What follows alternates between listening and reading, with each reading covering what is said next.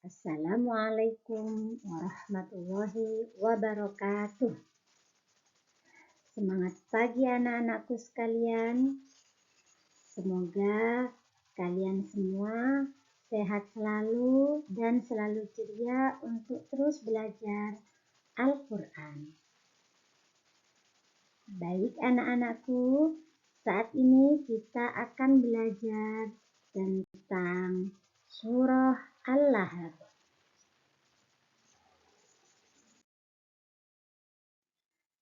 Tahukah kalian apakah tujuan pembelajaran pada surah Al-Lahab? Yang pertama, kalian akan belajar tentang cara membaca Al-Quran surah Al-Lahab dengan baik dan benar. Selanjutnya, menghafalkan surah Al-Lahab dengan baik dan benar. Yang ketiga, mengamalkan Al-Quran surah Al-Lahab dalam kehidupan beragama.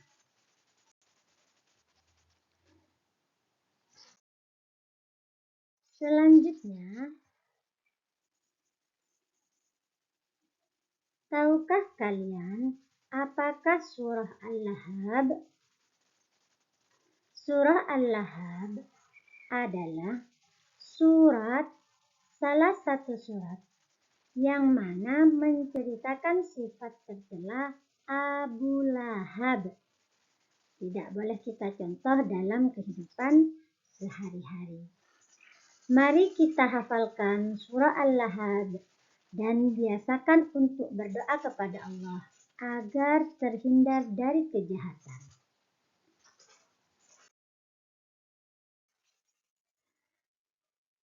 Baik anak-anak, perhatikan surah Al-Lahab berikut ini. Surah Al-Lahab adalah surah ke-111 dalam Al-Quran.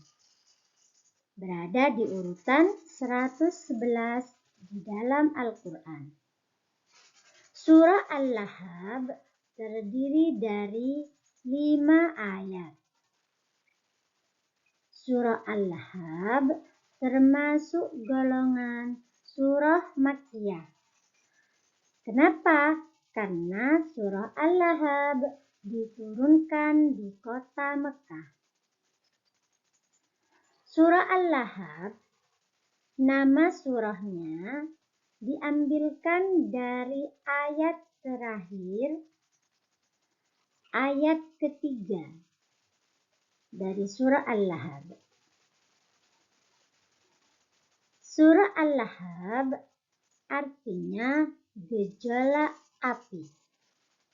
Surah Al-Lahab diturunkan setelah surah Al-Fath.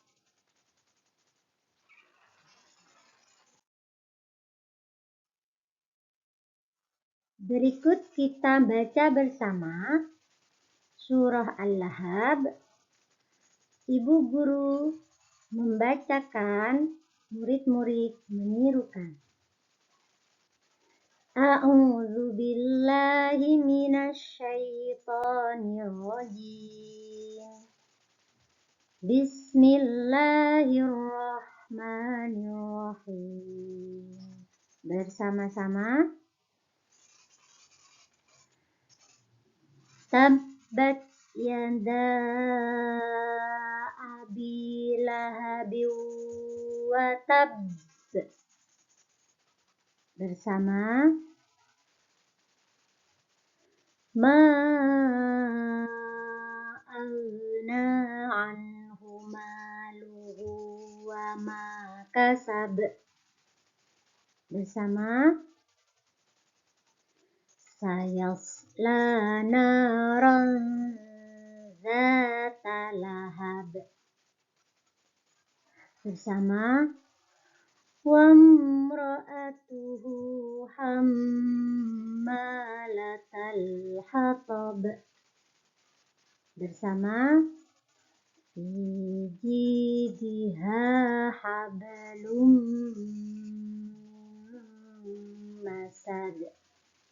bersama-sama.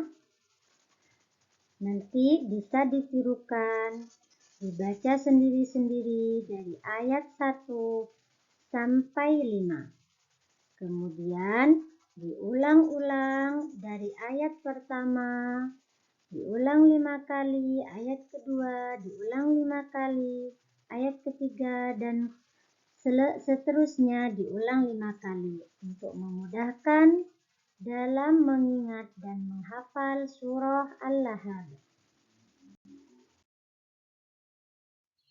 Berikut adalah arti dari ayat surah Al-Lahab. Artinya, ayat pertama, binasalah kedua tangan Abu Lahab, dan sesungguhnya dia akan binasa. Yang kedua, tidaklah berfaedah kepadanya harta bendanya dan apa yang dia usahakan. Ayat ketiga, kelak dia akan masuk ke dalam api yang bergejolak. 4, dan begitu pula istrinya, pembawa kayu bakar. 5, yang di lehernya ada tali dari sabit. Tadi dijelaskan di depan bahwa nama surah Al-Lahab diambilkan dari lafaz terakhir pada ayat ketiga. Lahab yang artinya api yang bergejolak.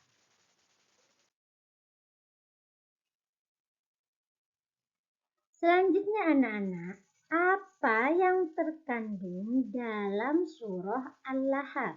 Mengapa kita harus mempelajarinya?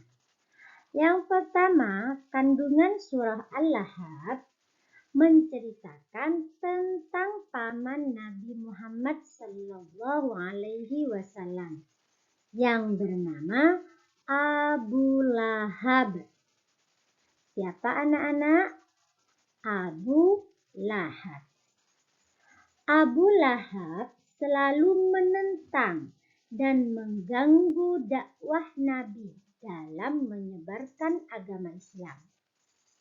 Sangat tidak suka kepada Nabi Muhammad, meskipun Nabi Muhammad adalah keponakannya. Dia dibantu oleh istrinya yang bernama Anwa. Siapa anak-anak? Anwa. Kandungan surah Al-Lahab yang selanjutnya tentang istri Abu Lahab. Istri Abu Lahab diumpamakan seperti orang yang membawa kayu bakar, karena si Anwa ini suka membawa kayu bakar yang berduri, dan dia meletakkan di sepanjang jalan yang dilalui oleh Nabi Muhammad untuk menjebak beliau, dan beliau selalu sabar atas hal itu. Dan Anwa selalu menyebar fitnah tentang Nabi Muhammad kepada orang lain dan menyebarkan fitnah yang lain kepada Nabi Muhammad serta pengikutnya. Oleh sebab itu, Abu Lahab dan istrinya keduanya akan celaka dan masuk neraka karena tidak baiknya perbuatan mereka berdua, sehingga Allah mengekalkan cerita kejadian dari Abu Lahab dan Anwa ini dalam ayat Al-Quran, yaitu dalam surah Al-Lahab.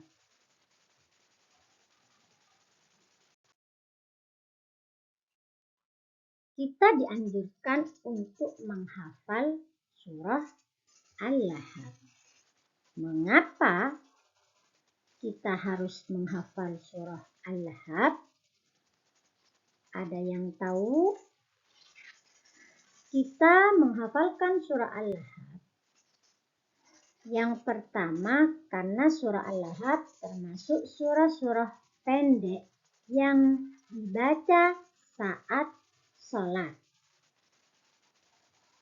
Kalian dapat membacanya setelah surah Al-Fatihah karena disunnahkan mendapatkan pahala yang besar. Lalu bagaimana cara menghafalkan surah Al-Lahab? Menghafal surah Al-Lahab sangat mudah sekali, yaitu dengan cara membacanya berulang-ulang hingga hafal. Menghafal surah Al-Lahab dapat dilakukan dengan cara membacanya per ayat diulang-ulang. Setelah hafal satu ayat, dilanjutkan kepada ayat kedua. Setelah hafal ayat kedua, dilanjutkan menghafalkan ayat ketiga, dan seterusnya.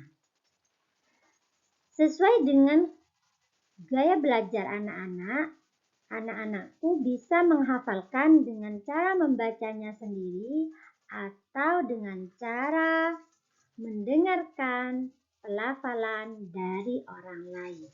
Mungkin dari guru, dari orang tua, dan dari teman sejawat.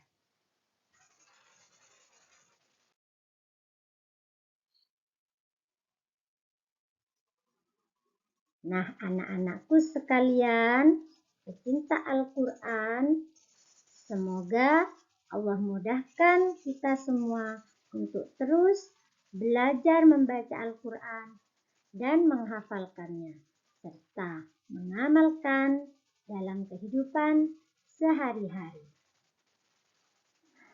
Kiranya sampai di sini. Wassalamualaikum warahmatullahi wabarakatuh.